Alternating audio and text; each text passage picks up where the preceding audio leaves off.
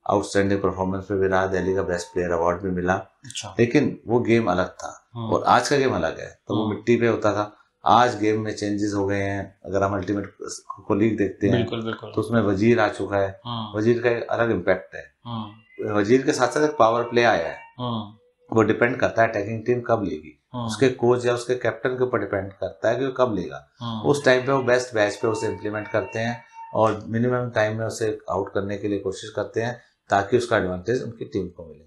और कई रूल्स आए थे बीच में, स्काई डाइव पे अलग पॉइंट्स आए, पोल डाइव के आए, ऑल आउट बोनस आए, तो उनमें भी चेंजेस किए हैं। अभी इस सेकंड सीजन में उन्हें रोका गया। तो ऐसी चीजें चल रही हैं और मैं उम्मीद कर रहा हूँ जब थर्ड सीजन हमारा आने वाला है नवंबर या दिसंबर में हो सकता हो उसकी घोषणा हो जाए। और हम चाहते हैं कि उसमें नए खिलाड़ी आए और नए कुछ रूल्स भी आए जो लोगों को अच्छे भी लगे, समझ भी आए और गेम को और आसान बनाए। तो मेरा खिलाड़ी का सिलसिला चलता रहा, लेकिन हम सिर्फ खिलाड़ी थे। फिर हमारे घर वालों ने भी कहा कि ठीक है, अगर आपको खिलाड़ी बनना है तो आप टीचिंग में जाओ। हम फिर टीचिंग में आ गए, टीचिंग के साथ साथ फिर हम कोचिंग में आ गए। तो कोचिंग में जब आए तो नजरिया अलग लगा। तो दिल्ली गवर्नमेंट में मैं as a physical education teacher मैंने ज्वाइन किया था। अच्छा। तो वहाँ पर फिर हमने देखा कि हमारे छत्रसाल स्टेडियम है, वहाँ पर हम अगर आप अच्छे खिलाड़ी रहे हो या आप अच्छे आपकी एजुकेशन है तो आप वहाँ पर जाकर नॉमिनेट कर सकते हो कि हम एज ए कोच बनना चाहते हैं। अच्छा। तो हमने अपनी फाइल वहाँ पर प्रोसेस करी और वहाँ पर प्रदीप तायल जी थे, हमारे असिस्टेंट डायरेक्टर थे, उन्होंने हमारी खूबी को समझा, उन्होंने हमें वहाँ पर ज्वाइन कराया। तो मुझे आज 25 साल हो गए वहाँ पर एज ए कोच वर्क करते हुए। तो खो खो ही आपने क्यों चूज किया? नहीं, खो खो का जो एक था नजरिया बना, क्योंकि हमें स्पेशलाइजेशन एक लेना पड़ता है। अच्छा। मैं एथलेटिक्स में था, एथलीट था।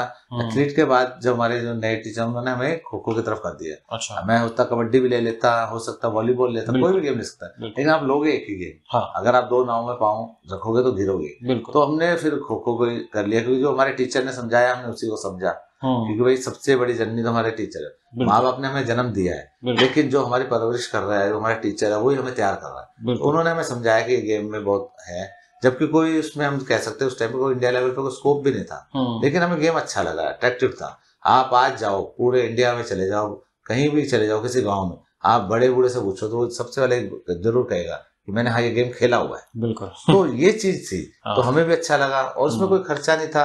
गवर्नमेंट स्कूल में हम थे, 2 पोल लगाए, अपना थोड़ी मार्किंग कर स्टार्ट कर दिया। कोई हमें ड्रेस की इतनी कोई जरूरत नहीं, शॉर्ट्स हम पहनते थे वो यूज हो गया, कोई हमें शूज की जरूरत नहीं थी। तो इस तरह से चलता रहा। तो वो गेम में हमारा इंटरेस्ट बन ही गया, उसमें हमने खेला, नेशनल्स खेले, फिर यूनिवर्सिटीज खेली और जब दिल्ली का बेस्ट प्लेयर अवार्ड भी मिला। तो फिर हम कोर्स में जब गए तो वहां भी हमको स्पेशलाइजेशन ऑप्ट करना पड़ता है, क्योंकि उससे के मार्किंग होती है। तो वही चीज चलती रही। तो आज तक खो खो के खिलाड़ी से बनते बनते, टीचर से बनते थे, कोच से बनते बनते आज यहाँ पहुंच गए। तो सर आपने जैसे अभी इंडियन टीम के साथ में आपने काम किया, तो एज अ कोच आपका कैसा एक्सपीरियंस रहा टीम के साथ में? टीम में आप अगर इंडिया लेवल पे जाएंगे ना तो अद्भुत रहता है, क्योंकि यहाँ पर विभिन्न प्रांतों के खिलाड़ी हमारे पास आते हैं। हमारे पास जब हमने कैंप लगाया था 60 प्लेयर्स का कैंप था। अच्छा। 60 प्लेयर्स में अप्रोक्सीमेटली 25 to 26 स्टेट्स कवर हो रहे थे। उनकी लैंग्वेज अलग है, रहन सहन अलग है, उनका वे ऑफ टॉकिंग अलग है। तो उसमें एक अद्भुत रहता है, क्योंकि हम स्टेट लेवल पे या नेशनल लेवल पे रहते हैं, जब हम नॉर्थ में हैं तो एक अलग है, साउथ का अलग होता है, लेकिन यहाँ सबका एक समावेश बनता है। बिल्कुल। तो उनके साथ आपको मजा भी आएगा और दिक्कतें भी आएंगी, चुनौतियां भी आएंगी। बिल्कुल रहती हैं, क्योंकि लैंग्वेज प्रॉब्लम बहुत रहती है। साउथ में सबसे ज्यादा रहती है। केरला में हमारा है, कई बार लैंग्वेज टच नहीं है, तमिलनाडु है, आंध्रा है, कर्नाटका है, इनमें लैंग्वेज रहता है। लेकिन ये ना बहुत जल्दी अडॉप्ट भी कर लेते हैं, माइंड बहुत शार्प है, ये आपकी बॉडी लैंग्वेज को भी अडॉप्ट कर लेते हैं। हम जो सिग्नल्स देते हैं उससे समझ लेते हैं। तो उसमें से जब हम टीम बनाते हैं ना तो अलग ही मजा आता है। तो इस जो प्रक्रिया होती है आपकी सिलेक्शन की, तो इसमें भी यही चयन में दिक्कत होती है? बिल्कुल। इसमें ना हमने कई क्राइटेरिया बनाए हुए हैं, जैसे कि आपको वजीर लेना है, आपको अटैकर लेना है, आपको डिफेंडर लेना है, आपको ऑलराउंडर लेना है। अच्छा। तो ये सारे खिलाड़ी आपको चाहिए, तभी आप एक टीम बेस्ट टीम बना सकते हैं जो कि विश्व स्तर पर गोल्ड मेडल ला सकती है। तो हम उसमें सबसे पहले प्लेयर्स को ऑप्शन देते हैं कि आप किस लेवल पे या कहाँ पर अपने को सोचते हो, कहाँ स्टैंड करते हो, वो आप दो। हम अपने परफॉर्मेंस तैयार करते हैं, उनसे उनका डाटा लेते हैं, क्या उनके अचीवमेंट्स हैं, क्या वो बेस्ट चाहते हैं। उसके बाद वो जब होता है तो उसी हिसाब से उन पर स्टार्ट करते हैं। मान लीजिए कोई अगर अटैकर है तो हम अटैकिंग स्किल्स के लिए ही उन्हें करेंगे डॉप। उनमें से जो बेस्ट अटैकर्स हैं उनको हम लेते हैं। डिफेंडर है तो उनको हम समझाएंगे, सिंगल चेन समझाएंगे, 3-3-2, उसका कैसे रिंग है, शॉर्ट रिंग है, मीडियम रिंग है, लॉन्ग रिंग, तो ये सारी चीज़ें उन्हें समझाएंगे। कैसे अटैक आएगा, उससे कैसे आपको बचना है, क्लैशिंग से कैसे बचना है, अवॉइडिंग कैसे करना, तो डिपेंड करता है। ऑलराउंडर्स मिलते हैं तो उनका हम दोनों चीज को लेना होता है। कई बार उन्हें अटैक भी कराएंगे, डिफेंस भी कराते हैं। वजीर ये अद्भुत होता है। वजीर का जो है शार्प माइंड होना चाहिए, क्विक होना चाहिए, उसके पास रिफ्लेक्सेस बहुत शार्प होने चाहिए कि कहाँ प्लेयर्स खड़े हैं, कहाँ उसे अटैक करना है। अभी हमारा वर्ल्ड कप था, हमारे पास वजीर थी जो मेरी स्टूडेंट ही रही है, निर्मला भाटी। उसको emergent player of the tournament मिला है। तो वजीर भी थी, उसको अवार्ड्स मिले, बेस्ट डिफेंडर का भी मिला उसे, बेस्ट अटैकर भी मिला, इमरजेंट प्लेयर भी मिला। तो एक वजीर में इतनी खूबियां हैं तभी वो यहाँ तक पहुंच रहा है। तो हमें उस तरह से भी देखना पड़ता है। कई बार क्या होता है, खिलाड़ी को नहीं पता होता कि मेरे पास इतनी क्वालिटीज है, फिर हम उसे द कैंप उसे कहते हैं चलो आप वजीर बन के देखो, चलो आप अटैकिंग करो। तो वजीर के लिए हर चीज होनी चाहिए, तो ऑलराउंडर इसमें बहुत सक्सेसफुल होता है। इसमें जैसे आपने बोला कि क्वालिटीज, मैं क्वालिटीज के ऊपर ही एक क्वेश्चन रखना चाहूंगा कि एक चैंपियन खिलाड़ी बनने के लिए कोई क्या, एज अ कोच आपको क्या लगता है कि क्या स्पेसिफिक क्वालिटीज होनी चाहिए किसी भी एक खिलाड़ी में? देखो, जो है डेडिकेशन तो होना चाहिए, हार्ड वर्क भी होना चाहिए, डिसिप्लिन होना चाहिए, लेकिन उसके साथ साथ उसका बिहेवियर भी बहुत काउंट करता है। अच्छा, हमने एक चीज देखी है, शांत जो रहेगा ना वो खिलाड़ी उतना ही ग्राउंड में एग्रेसिव होगा। जो खिलाड़ी सारा टाइम एग्रेसिव रहेगा, इधर मस्ती करेगा, वो कई बार फ्लॉप होता हुआ हमने देखा है, क्योंकि वो कंसंट्रेट नहीं कर पाएगा उस टाइम पे वो सीरियस नहीं ले पाता। और जो सीरियस खिलाड़ी होता है वो उस टाइम पे समझता है कि अगर मुझे एक चांस मिला है तो इसी में मुझे सब कुछ करके दिखाना है, मुझे सेकंड ऑप्शन नहीं है। तो इस चीजों को भी हम देखते हैं। अच्छा, गेम स्किल्स तो हम देखते ही हैं, उसकी क्या है, उसका एटीट्यूड भी, हम ये नहीं कहते कि शांत हो, एटीट्यूड भी होना चाहिए, उसमें खुंदक भी होनी चाहिए, लेकिन वो खुंदक ग्राउंड पे निकले, वो ओपोनेंट टीम के खिलाफ निकले, ये ना हो कि वो उस एनर्जी को कहीं और वेस्ट करे। तो ये सारी चीजों को हम देखते हैं, उसी हिसाब से उन्हें तैयार करते हैं। उसी के बाद हमारे पास क्या है कि कई बार हमें पता नहीं चलता है खिलाड़ी की वीकनेस कहाँ चल रही है। मान लीजिए किसी बोन में वीक है या कहीं काफ मसल्स में प्रॉब्लम है, तो उसके लिए हमने साइंटिफिक एनालिसिस करे हैं, बहुत सारे साइंटिफिक हमारे टेस्ट आ चुके हैं, मशीन्स हैं हमारे पास, तो उस पर हम पहले उनका टेस्ट लेते हैं। अच्छा, फिर जो वीक पॉइंट है उस पर हम काम करते हैं। मेरे साथ और भी कोचेज होते हैं, असिस्टेंट कोच भी होते हैं, फिजियोस भी होते हैं और मसाजर भी होते हैं, फिर हम उस पर काम करते हैं, उससे उसकी परफॉर्मेंस बहुत अच्छी जाती है। अच्छा, तो ये सारी चीजों का रहता है, क्योंकि मैं अकेला ये नहीं कह सकता मैं आज हेड कोच हूँ तो मैं एक टीम तैयार कर दूंगा, नहीं, सबका इसमें कंट्रीब्यूशन रहता है, तभी एक खिलाड़ी तैयार होता है। और जब ऐसे 15 खिलाड़ी तैयार होते हैं तब वो देश का नाम रोशन करते हैं। तो जैसे जो आपकी जिस टीम आपकी है उसकी क्या ट्रेनिंग प्रक्रिया कैसे होती है, कैसे चलता है टीम की तैयारी? देखिए, हम 3 सेशंस में करते हैं। हमारा मॉर्निंग सेशन रहता है जब भी होता है। अभी हमारा जो वर्ल्ड कप का कैंप था दिल्ली में, जवाहरलाल नेहरू स्टेडियम में था, तो दिसंबर में था, ठंड भी थी, हमें वो भी देखना था कि किस तरह से हमें टाइम स्लॉट्स लेने हैं, क्योंकि कई जो है प्लेयर्स वो साउथ से आए थे, उन्हें बहुत ज्यादा ठंड लगती है। अब हमारे पास कश्मीर के प्लेयर थे, तो दिसंबर में टेम्परेचर में भी पंखा फैन चला के सो रहे हैं, बिल्कुल, और जो साउथ के प्लेयर है वो उसी ठंड में बिल्कुल कान ढक के चल रहे हैं, मफलर लेके चल रहे हैं। तो हर तरह का प्लेयर है, उसकी बॉडी वैसे हैबिचुअल है, तो हमें वो चीज भी देखनी पड़ती है। फिर हमारे मॉर्निंग का जो स्टार्ट होता है, हमें मॉर्निंग में जनरल वार्म अप लेते हैं, थोड़ी बहुत बेसिक स्किल्स उस पर काम करते हैं। अच्छा, फिर हमारे पास बीच में स्लॉट होता है, उसमें हमने साइकोलॉजी क्लासेस भी रखते हैं, योगा का भी रखते हैं, फिर मेंटल क्लास, और इनके बहुत सारे जो होते हैं डाउट्स को क्लियर करने के लिए हम उनका सेशंस रखते हैं। अच्छा, फिर अपना उनका ब्रेकफास्ट लंच इसका चलता है। इवनिंग में हमारा मेन चलता है मैच प्रैक्टिस, और उसके बाद उसमें मेन इनके स्किल्स पे जो बेसिक है, उसके बाद हमारे 4-5 ग्राउंड्स होते हैं, उसमें डिवाइड करके उनके मेन मैच पे हम करते हैं। तो ऐसे हमारे, फिर कई बार हमारे इवनिंग में भी डिनर से पहले एक सेशन होता है, जहाँ मान लीजिए हमारे पास पता है कि नेपाल टीम बहुत स्ट्रांग है, अच्छा, तो उसकी हमने क्लिपिंग होती है, उसको हम प्रोजेक्टर्स पे लेते हैं, उसमें हम डिस्कस करते हैं उनकी वीकनेस क्या है, क्या उनकी स्ट्रेंथ है, क्या उनको उन्हें करना है, कैसे उन्हें हमें डैमेज करना है। तो ये सारी चीज़ों का भी रहता है। तो इस तरह 3-4 सेशन हमारे रहते हैं। पूरे डे का शेड्यूल प्लेयर्स को दिया जाता है, डाइट का भी ध्यान रखा जाता है। Diet no doubt Jawaharlal university में बहुत अच्छी मिलती है खिलाड़ियों को। फिर भी हम रखते हैं ड्राई फ्रूट्स वगैरह, उसका भी रहता है अरेंजमेंट, सप्लीमेंट्स का भी होता है, बाहर का फूड बिल्कुल अलाउ नहीं होता। तो सारी चीज़ों का रहता है, तो कैंप प्रॉपर रहता है, उसमें प्लेयर निकलता है। एक मेरा सवाल है खो खो की पब्लिसिटी को लेके या उसकी महत्वपूर्णता को लेके, कि आपको लगता है कि जितना आज की डेट में खो खो अभी फेमस है, लोगों के बीच में है, उतना वाजिब है या और होना चाहिए? नहीं, होना चाहिए। ये तो देखो भूख है, थोड़ा है, थोड़े की जरूरत है, ये तो बढ़ना चाहिए। क्योंकि अगर हमें ऊपर लेवल पे जाना है तो हमारा 23 कंट्रीज से काम नहीं चलेगा, हमें 123 कंट्रीज चाहिए।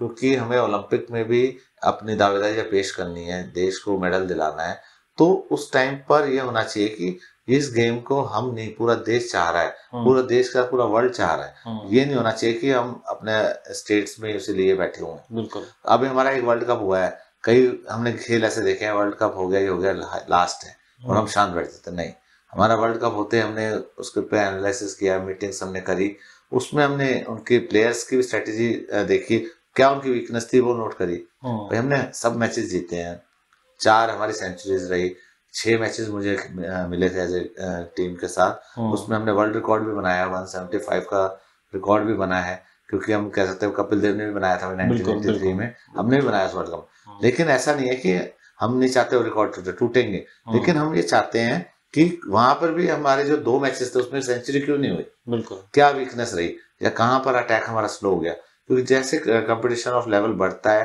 टफ हो जाता है। जब हमारा सेमीफाइनल आया, टफ हो गया, फाइनल और टफ हो गया, लीग स्टेजेस थोड़े इजी रहते हैं, तो उस पर भी हमने काम किया, और अभी भी प्लेयर्स परफॉर्मेंस हमने चार्ट बनाए हैं। प्लस हमने टीम ए नहीं, टीम बी भी तैयार करी कि और जो हमारे कंपटीशन होंगे उसमें हम दूसरी टीम को भेज सकते हैं, उसमें जो अच्छे प्लेयर्स होंगे हम टीम ए में शिफ्ट कर सकते हैं। अभी उनके हम कोचिंग कैंप्स लगाएंगे। तो हमारा जो नेक्स्ट है भाई, ओलंपिक्स जाना है, या एशियन गेम्स जाना है, या कॉमनवेल्थ चैंपियनशिप जाना है, तो उसके लिए हमें तैयारी शुरू करनी पड़ेगी। हमने 1 आधा महीना रेस्ट किया, आप देखिए 1 महीना भी नहीं हुआ था, 7 से 8 दिन में हमें उन प्लेयर्स को नेशनल गेम में जाना पड़ा। तो कई प्लेयर्स वहाँ खेल रहे थे। अभी 2 महीने नहीं हुए, 11 प्लेयर्स हमारे वर्ल्ड कप के थे, वो 11 प्लेयर्स अभी वर्ल्ड कप के बाद सीनियर नेशनल चैंपियनशिप में खेल रहे थे। तो प्लेयर्स तो लगे हुए हैं ना, परफॉर्मेंस तो दे, तो उनका वो पूरा डाटा तैयार हो रहा है, और जो नए आ रहे हैं बिजनेस उनका भी हो रहा है। तो ये चलता रहेगा। अभी उनके हमारे जो कैंप लग जाएंगे, कोचिंग कैंप, उसके बाद कॉमनवेल्थ चैंपियनशिप है, टेस्ट सीरीज है, तो चलता रहता है। लेकिन हमारा जो है मकसद वर्ल्ड कप नहीं है, वर्ल्ड कप तो हमें कई कराने हैं, हमारा जो मेन मकसद है वो है ओलंपिक में गोल्ड मेडल दिलाना, तो उसके लिए तैयारियां चल रही हैं। तो जैसे हमारी जो भारतीय की खो खो टीम है, आने वाली क्या योजनाएं आपको आने वाले गेम्स को लेके? देखिए अभी जो ओलंपिक का हमारा एम है, तो मैं कह सकता हूँ हो सकता है इस टीम का एक भी खिलाड़ी हमारे पास ना हो। तो हमने जो स्टार्ट कर दिया है फ्रेशर, जब जो सब जूनियर लेवल पे है, उन प्लेयर्स को ढूंढना स्टार्ट कर दिया। अभी हमारे इस साल के जो सब जूनियर के होंगे उसमें से हम बच्चों को पिक करेंगे, क्योंकि 2036 का हम एम कर रहे हैं, या 2032 का एम कर रहे हैं, तो उसमें भी बहुत टाइम है। तो ये खिलाड़ी तो देखो करेंगे परफॉर्म, देश का नाम रोशन करेंगे। अभी टेस्ट सीरीज में कर सकते हैं, तो हम उन खिलाड़ियों पे ध्यान दे रहे हैं, उनको हम पहले से लेके चल रहे हैं। उसमें जैसे अभी खेलो इंडिया है, उनमें भी खिलाड़ी जाते हैं, तो उनमें से भी हम लेते हैं प्लेयर्स को, उनके टेस्ट, फिर हम अपने फेडरेशंस के भी टेस्ट करते हैं, सब जूनियर लेवल के भी कैंप्स लगाते हैं। तो हम वहां से स्टार्ट कर रहे हैं कि अगर हमें आगे जाना है तो हमें 10 साल आगे का विजन लेना पड़ेगा। तो उसके लिए हम मेन वुमेन्स दोनों पे हम काम स्टार्ट कर दिया है। अभी हाल ही में सब जूनियर चैंपियनशिप होएगी, तो उसमें हम शॉर्ट लिस्टेड कैंडिडेट लेने स्टार्ट करेंगे, और उन पे वर्क होगा, उनके कोचिंग कैंप्स लगेंगे, ताकि जब वर्ल्ड कप हो या कोई भी इंटरनेशनल चैंपियनशिप हो, तो उसमें ये अलग लेवल पे होते हैं। क्योंकि अभी फर्स्ट वर्ल्ड कप था, लेकिन सेकंड जो वर्ल्ड कप होगा वो टफ होगा, और जो कंट्रीज हैं ज्यादा आएंगी और वो सीख रही हैं और स्ट्रांगली उतरेंगी, तो हमें ओवर कॉन्फिडेंट नहीं होना। तो उसके लिए हमें पहले से तैयारी करनी पड़ेगी। अगर हम जब ओलंपिक्स में जाएंगे, ओलंपिक्स में टीम्स भी ज्यादा होंगी, और वहां पर उनका जैसे सबका सपना है गोल्ड लाना, चाहे इंडिया का हो चाहे किसी और कंट्री का हो, तो उसके लिए मेहनत भी अलग तरीके से करेंगे। तो हमें उसके लिए भी शुरू से तैयार होना पड़ेगा, ताकि हम देश को गोल्ड मेडल दिला पाए, एशियन गेम्स में गोल्ड मेडल आए। तो इन सब चीजों के लिए हमें बिगनिंग से चलना पड़ेगा दोबारा, क्योंकि अभी जो खिलाड़ी खेल रहे हैं उन्होंने सब जूनियर लेवल पे मैट नहीं देखे होंगे, लेकिन अब जो खिलाड़ी उतरता है सबसे पहले मैट पे उतरता है, तो उसका जो परफॉर्मेंस है, जो उसकी स्किल लेवल डिफरेंट है, उसका फुटवर्क डिफरेंट है, तो हम उस चीज पे चल रहे हैं। तो वो चीजों को हम करेंगे और आने वाले टाइम में आपको उसका रिजल्ट मिलेगा। तो सर जैसे अभी आप खो खो के हेड कोच हैं, खो खो टीम के, अगर आपकी चॉइस, जैसे फर्स्ट प्रायोरिटी आपकी खो खो थी, अगर खो खो नहीं होता तो आप कौन सा गेम चूज करते उसका हेड कोच बनने का या कोचिंग देने का उसको? तो मेरा एथलेटिक्स का ही रहता, क्योंकि मैं एथलीट भी रहा हूँ तो मेरा था, तो मैं फिर एथलेटिक्स में ही जाता अगर खो खो ना होता। लेकिन मैं कह सकता हूँ कि एथलेटिक्स से बहुत ऊपर है खो खो। अच्छा। क्योंकि खो खो एक ऐसा गेम है, वो सभी गेमों की जननी है, मतलब हम कह सकते हैं सभी गेमों की माँ है वो, क्योंकि उसमें सभी कंपोनेंट्स का यूज होता है। और उसके बाद उसमें जो है कि हम जो भी फिटनेस करते हैं, खो खो का खिलाड़ी किसी भी खेल को खेल सकता है, लेकिन एथलीट हमारा खो खो नहीं खेल सकता। खो खो का खिलाड़ी शार्प माइंड भी है, उसके बाद फिटनेस भी है, सब कुछ है।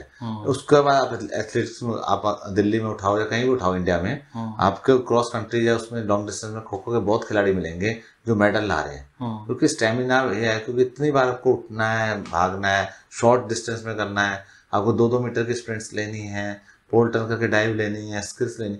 तो खो खो ऐसी चीज है, उससे आप कई गेम खेल सकते हो, लेकिन खाली एक गेम एथलेटिक्स या किसी और गेम से भी आप खो खो नहीं खेल सकते। कबड्डी आप खेल रहे हो तो कबड्डी वाला यहाँ पर नहीं भाग पाएगा, थक जाएगा। आप खो खो खिलाड़ी देखो कितने कबड्डी में भी नाम कर रहे हैं। आप NIS देखिए, NIS खो खो कबड्डी की एक साथ होती थी, जो स्पोर्ट्स अथॉरिटी ऑफ इंडिया वो एक साथ कराती थी। उसका रीजन यही था कि खो खो वाला कबड्डी में भी NIS कर रहा है, नाम रोशन कर रहा है। और कितने खो खो के कोच हैं जिन्होंने कबड्डी में कितने अंतर्राष्ट्रीय खिलाड़ी निकाले हैं। हमारे जो MS त्यागी जी रहे हैं, वो कबड्डी में इंटरनेशनल कोच रहे हैं, आज जनरल सेक्रेटरी हैं। तो खो खो का खिलाड़ी कहाँ से कहाँ पहुँच गए।